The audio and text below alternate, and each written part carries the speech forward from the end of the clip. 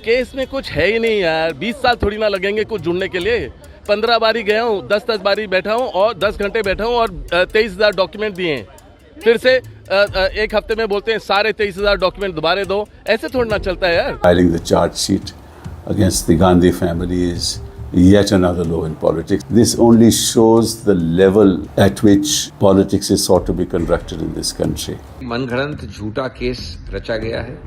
उसी प्रक्रिया में एक श्रृंखला में ये एक और चीज हुई है जो चार्जशीट फाइल हुई है, जो प्रक्रिया होती है। शुरुआत से इसका पूरी तरह से कानूनी रूप से नियंत्रित रूप से सामना किया जा रहा है और मैं बताना चाहता हूं कि ये एक फेक केस है जिसमें कोई भी तथ्य नहीं है, निराधार है। दिल्ली हाई कोर्ट ने अक्टूबर 2013 में इस केस की शुरुआत की थी। यानी ये मामला दर्ज तब हुआ था जब मोदी जी की सरकार आई भी नहीं थी। सोनिया गांधी, राहुल गांधी और रॉबर्ट वाड्रा पर प्रवर्तन निदेशालय यानी कि एनफोर्समेंट डायरेक्टरेट एकदम से एक बार फिर सक्रिय हो चुकी है। मामले वही पुराने हैं, लेकिन अब कहीं चार्जशीट फाइल हो गई, कहीं दोबारा सुनवाई के लिए और पूछताछ के लिए बुलाया जा रहा है। ये मामले एकदम से सामने कैसे आए? अब कहने को तो एजेंसी हमेशा कह सकती है कि हमारी जांच जारी थी जिसकी वजह से ये सारी चीजें हो रही थीं, लेकिन राजनीतिक रूप से ये चर्चा अब तेज हो गई कि क्या कारण रहा कि एकदम से ये सक्रियता एनफोर्समेंट डायरेक्टरेट में देखने को मिली है। जहां बीजेपी ने आरोप लगाए हैं भ्रष्टाचार के गांधी परिवार पर, वहीं कांग्रेस पार्टी इसको पॉलिटिकल वेंडेटा की तरह प्रस्तुत कर रही है। तमाम चीजें हुई हैं। कांग्रेस पार्टी ने रिएक्शंस भी दिए हैं। रॉबर्ट वाड्रा जब एनफोर्समेंट डायरेक्टरेट गए तो पैदल मार्च करके गए, नारा लगाते हुए गए, फिर उन्होंने एक स्पीच भी दी। जब वो वापस आ रहे थे मीडिया से बात की।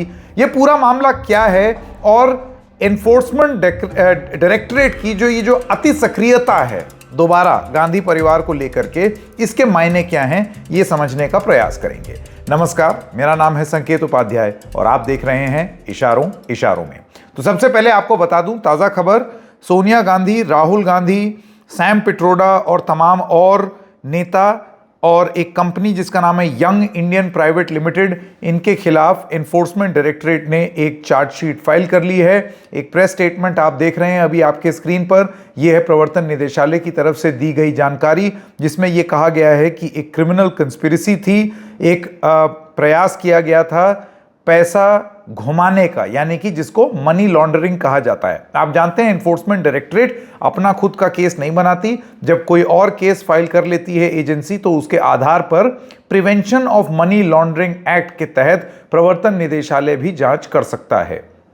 क्योंकि इस मामले पर पहले से ही जांच चल रही थी, इस वजह से एनफोर्समेंट डायरेक्टरेट भी इस जांच में शामिल हो गया। इससे पहले कई बार एनफोर्समेंट डायरेक्टरेट स्टेटमेंट रिकॉर्ड करने के लिए गांधी परिवार को बुला चुका है। स्टेटमेंट उन्होंने रिकॉर्ड भी किए हैं। अभी ताज़ा जानकारी ये है कि young Indian private limited, Sam Pitroda, Sonia Gandhi, Rahul Gandhi और तमाम और कांग्रेस के नेताओं के विरुद्ध चार्जशीट फाइल कर ली गई है।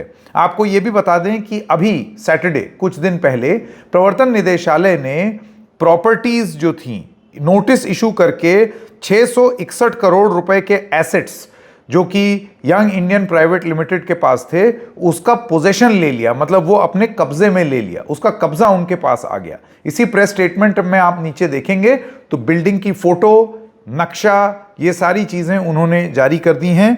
इसमें मुख्य रूप से दिल्ली का आइकॉनिक बहादुर शाह जफर मार्ग का नेशनल हेरल्ड बिल्डिंग वो शामिल है। इसमें बैंड्रा की एक बिल्डिंग शामिल है और एसोसिएट जर्नल्स लिमिटेड की बिल्डिंग विशेश्वर मार्ग लखनऊ, ये तीनों भी शामिल हैं। तो ये जानकारी दी है प्रवर्तन निदेशालय ने। अब ये अटैच हो गया था नवंबर 2023 को ही प्रवर्तन निदेशालय द्वारा, क्योंकि उनकी जांच इस पूरे मुद्दे पर चल रही थी। आरोप क्या है जरा जल्दी से वो समझ लेते हैं, क्योंकि बात पुरानी हो गई और अब क्योंकि दोबारा हाईलाइट हो गई है, इस वजह से बताना जरूरी है। तो एक अखबार है जिसका नाम है नेशनल हेरल्ड। नेशनल हेरल्ड, जैसे कि आप जानते हैं, एक बहुत पुराना अखबार है, आज़ादी के टाइम से चला आ रहा है और वो उसको पब्लिश करती है एक कंपनी जिसका नाम है एसोसिएट जर्नल्स लिमिटेड। आरोप ये लगाया गया है कि, और ये आरोप लगाया है सुब्रमण्यम स्वामी ने, कि सोनिया गांधी, राहुल गांधी और कुछ तमाम कांग्रेस जनों ने नेशनल हेरल्ड के एसोसिएट जर्नल्स को वापस अपने कब्जे में लेने के लिए young India private limited company में उसका पूरा शेयर ट्रांसफर कर लिया। यानी कि जो चीज उनकी नहीं थी, जो पार्टी की थी, उसको अपनी प्राइवेट एंटिटी बना दी। ये आरोप था सुब्रमण्यम स्वामी का। उसमें उन्होंने ये भी बताया कि ये जो ट्रांसफर हुआ था नेशनल हेरल्ड अखबार की पेरेंट कंपनी एसोसिएट जर्नल्स, उससे जब यंग इंडिया प्राइवेट लिमिटेड में ट्रांसफर हुआ तो इस young India private limited company में 38% के शेयर होल्डर सोनिया गांधी और राहुल गांधी है। यानी कि पूरी तरीके से बिल्डिंग का मालिकाना हक, अखबार का मालिकाना हक पार्टी से छूट करके वो शिफ्ट कर दिया इंडिविजुअल्स को। इससे पहले कई बार कांग्रेस पार्टी का ये दावा है कि ये पार्टी का अखबार नहीं था, इसको पंडित नेहरू ने शुरू किया था, इस वजह से ये दावा गलत है। ये बात झूठी है कि उसको जबरन कब्जा किया गया है। अब ये जो ज़मीन है, बिल्डिंग है, अखबार है, इस सब की एक वैल्यू जो उस समय लगाई गई थी जब ये शिकायत हुई थी, तब 2000 करोड़ रुपए थी। हो सकता है अब और ज़्यादा हो गई हो। मैं आपको ये भी बता दूं कि पटियाला हाउस कोर्ट का दिल्ली के 2014 में एक ऑर्डर आया था और उस ऑर्डर के हिसाब से प्रवर्तन निदेशालय ने 2021 में अपना इन्वेस्टिगेशन इस पूरे मामले में शुरू किया। और इस इन्वेस्टिगेशन को करते करते करते नवंबर 2023 में उन्होंने ये सारी प्रॉपर्टी अटैच कर ली और अब 661 करोड़ रुपए की प्रॉपर्टी का कब्जा अब प्रवर्तन निदेशालय ने ले लिया है। यानी कि इसका कब्जा अब सोनिया गांधी और राहुल गांधी के पास नहीं है, उनकी यंग इंडियन कंपनी के पास नहीं है, प्रवर्तन निदेशालय के पास है। चार्जशीट अब फाइल हो गई है। चार्जशीट फाइल होने के बाद अब अदालत क्या कहेगी आगे, अब वो अदालती कार्रवाई चलती रहेगी। इन सब चीज पर प्रक्रिया आ रही हैं। नेशनल हेरल्ड केस में आज प्रवर्तन निदेशालय यानी ईडी के द्वारा जो श्रीमती सोनिया गांधी जी और श्री राहुल गांधी जी का नाम चार्जशीट में आया है, ये प्योरली एक टेक्निकल मामला है। कांग्रेस पार्टी को ध्यान रखना चाहिए कि इस विषय की शुरुआत 2012 में हुई थी और एक जनहित याचिका के द्वारा दिल्ली हाई कोर्ट ने अक्टूबर 2013 में इस केस की शुरुआत की थी। यानी यह मामला दर्ज तब हुआ था जब मोदी जी की सरकार आई भी नहीं थी। अतः कांग्रेस पार्टी का इस पर राजनीति करने का आधार नहीं बनता है। टेक्निकली देखें तो यह भारत के इतिहास का एक विचित्र मामला है जिसमें कोई एक ऐसी कंपनी 90 करोड़ की देनदारी में बिक गई जिसके पास हजारों करोड़ की संपत्ति थी, जो किसी के द्वारा समझ में आने वाली बात नहीं है। तीसरी बात यह थी कि कांग्रेस पार्टी के द्वारा इसमें 76% शेयर सिर्फ राहुल जी और सोनिया जी के पास थे। मतलब राजनीतिक दृष्टि से बहुत साफ दिखाई पड़ता है कि 2/3 से अधिक सिर्फ आपके पास रहेगा और बाकी किसी के पास नहीं। और मजे की बात यह है कि बाद में ये ने तय किया कि प्रकाशन बंद हो जाएगा और प्रॉपर्टी के बिजनेस में काम करेंगे। ये अपने आप में बड़ी विचित्र बात है। नेशनल हेरल्ड के विषय में जो प्रक्रियाएं हो रही हैं वो कुछ भी नई नहीं है, इसलिए क्योंकि जब ये केस शुरू हुआ था तभी हमने बड़ा स्पष्ट किया था कि ये बड़ा विचित्र केस है जो शुरू किया गया है बिना किसी 1 रुपये के स्थानांतरण हुए, बिना किसी 1 पैसे की प्रॉपर्टी के स्थानांतरण हुए। एक नॉट फॉर प्रॉफिट सेक्शन 8 की कंपनी बनाई गई जिसमें श्रीमती सोनिया गांधी और अन्य लोग, लेट श्री मोतीलाल वोरा जी इत्यादि सब डायरेक्टर्स थे, जिसमें न डिविडेंड दिया जा सकता है न कोई कमर्शियल ट्रांजैक्शन हो सकता है, सिर्फ नेशनल हेरल्ड की पुरानी प्रॉपर्टीज को मैनेज करने के लिए। उस पर एक मनगढ़ंत झूठा केस रचा गया है। उसी प्रक्रिया में एक श्रृंखला में ये एक और चीज हुई है जो चार्जशीट फाइल हुई है, जो प्रक्रिया होती है। शुरुआत से इसका पूरी तरह से कानूनी रूप से नियंत्रित रूप से सामना किया जा रहा है और मैं बताना चाहता हूं कि ये एक फेक केस है जिसमें कोई भी तथ्य नहीं है, निराधार है और अंततोगत्वा इसमें कोर्ट्स ये स्पष्ट करेंगे। अभी सिर्फ एक कानूनी प्रक्रिया चल रही है और इसको एक राजनीतिक प्रतिशोध की भावना से किया जा रहा है जो दर्शाया जा रहा है। I want to know what's the crime that the Gandhi family has committed in this matter. Who have they bribed? Who have they cheated? Who has complained? The person who has complained in the court He's not a shareholder of AGL. Is this a public interest litigation that's going on by filing a proceeding? And what are those proceeds of crime when there are no proceeds? The shareholding of AGL is not a proceed of crime. The property is owned by AGL. Shareholders have no right to any part of that. So what are the proceeds of crime in their hands? Nothing. I am shocked. But then, of course, we have in this country now no rule of law. What are you doing to this country? For God's sake, let's talk of the issues of tomorrow which affect our children, the future generations of this country. Let's empower our children. Let's make this a great nation. Let's not destroy what we have built over the years. Let's not destroy the Constitution who we swear by and the laws that we swear by. It's sad. I hope our countrymen realize that this is not what politics is all about. The politics of hate, the politics of vendetta, the politics of imprisoning people, politics of destroying reputations is not the kind of politics that India needs and not the kind of politics that the people of my country want.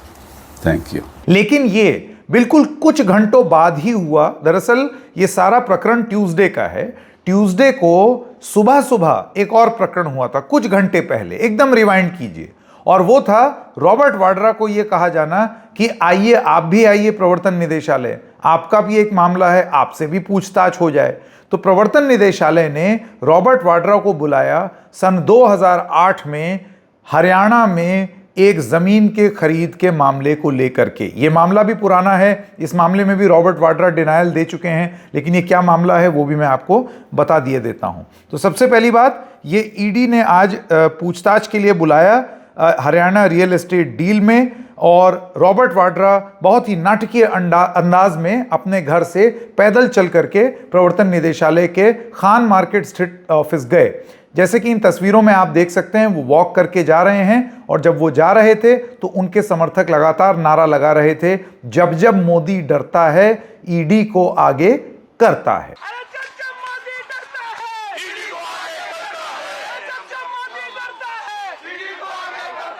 तो ये नारे वहां पर लग रहे थे। अब मैं आपको ये भी बता दूं कि जब वो अपनी पूछताछ के बाद बाहर आए तो रॉबर्ट वाड्रा ने क्या कहा वो सुन लीजिए। फिर से समन किया गया है। बहुत अच्छी बात है, ठीक है। सर किस मामले में बुलाया है? वही पुराने केस है, घिसे पेटे। जब भी उनको लगता है कि डाइग्रेस करना है मेन इश्यू से या जो भी है, तब मेरे को बुलाया जाता है, कोई ऐसी बात नहीं है। सर आज आप पैदल ही चलते हुए आए हैं? हाँ जरूर, ये लोगों की इच्छा थी कि मैं पैदल जाऊं और लोगों के साथ रहूं, और लोग चलना चाह रहे थे मेरे साथ, उनको रोक दिया गया, पर मैं ठीक हूं, मैं सहमत हूं। सर तो आपने पहले भी काफी आरोप लगाए हैं कि ईडी के पास कोई भी पुख्ता सबूत नहीं है, फिर से आज आपको दूसरा समन? जब मैं लोगों के हित में बोलता हूँ, जब भी मैं माइनॉरिटीज़ के लिए बोलता हूँ, जब भी मैं जो सरकार चल रही है उनकी नाकामियों में बोलूँगा, मैं सोच भी रहा हूँ राजनीति में आने के लिए, तो ये लोग दुरुपयोग करेंगे, एजेंसियों का इस्तेमाल करेंगे। केस में कुछ है ही नहीं यार, 20 साल थोड़ी ना लगेंगे कुछ जुड़ने के लिए। 15 बारी गया हूँ, 10 बारी बैठा हूँ और 10 घंटे बैठा हूँ, और 23,000 डॉक्यूमेंट दिए हैं। फिर से एक हफ्ते में बोलते हैं सारे 23,000 डॉक्यूमेंट दोबारा दो, ऐसे थोड़ा ना चलता है यार। रॉबर्ट वाड्रा का ये कहना है कि कितनी बार एक ही चीज हम बार बार बताएं। वो कह रहे हैं 23,000 पेज जो आपने सबमिट किए हैं वो फिर से सबमिट कीजिए। ये किस तरीके की हरकत है? अब ये मामला क्या है, ये लैंड डील क्या है? तो इसके लिए थोड़ा इतिहास में जाना पड़ेगा। समय था 2008 में रॉबर्ट वाड्रा की एक कंपनी थी जिसका नाम था स्काईलाइट हॉस्पिटैलिटी, जिसने हरियाणा में एक ज़मीन खरीदी 7.5 करोड़ रुपए की। आरोप ये है कि ये ज़मीन का दाम जबरन कम करके रॉबर्ट वाड्रा की कंपनी को दिया गया। उस समय की हरियाणा की सरकार, भूपेंद्र सिंह हुड्डा की सरकार थी, कांग्रेस की सरकार थी, उन लोगों ने, और तुरंत ही ये जो ज़मीन का पट्टा था जिसको रॉबर्ट वाड्रा की कंपनी ने 7.5 करोड़ में खरीदा था, इस पूरे पट्टे को डीएलएफ नाम के एक बिल्डर को 58 करोड़ रुपीस में बेच दिया। यानी कि आपने सस्ते में लिया, उधर महंगे में बेचा और आपने इस चक्कर में प्रॉफिट कमाया। यह आरोप है जिसकी जांच अब प्रवर्तन निदेशालय लगातार कर रही है। इस पूरे मामले में भी रॉबर्ट वाड्रा का यह कहना है कि मैं निर्दोष हूं, यह वेंडेटा है, यह राजनीतिक षड्यंत्र है, यह पूरे परिवार को परेशान करने के लिए ये केसेस बनाए जा रहे हैं और इससे ज्यादा इस पूरे मामले में कुछ नहीं है। कांग्रेस पार्टी की भी आधिकारिक पोजीशन यही है इस पूरे मामले में। लेकिन अब आगे क्या होगा वो बहुत इंटरेस्टिंग होगा। वो इसलिए क्योंकि जो टाइमिंग है इन सब चीजों के होने की, वो भी अपने आप में कुछ सवाल उठाती है। ऐसा कैसे हो सकता है कि ये सारे ही केसेस में प्रवर्तन निदेशालय एकदम से सक्रिय हो गई, 2 अलग अलग मामलों में क्विक सक्सेशन में उसने फैसले लेते हुए दिखा। एक में पूछताछ रिवाइव कर दी, दूसरे में चार्जशीट फाइल कर दी। क्या ये एक नया प्रयास है प्रवर्तन निदेशालय द्वारा? और जैसे कि आरोप लगता है कि एनफोर्समेंट डायरेक्टरेट सरकार के इशारे पर काम करती है, तो अगर एक बार मान लें इस बात को, तो क्या सरकार की तरफ से एक रिन्यूड इंटरेस्ट है गांधी परिवार को घेरने का? इस पर अभी बहुत बयानबाजी होनी है, इस पर तमाम बातें होंगी।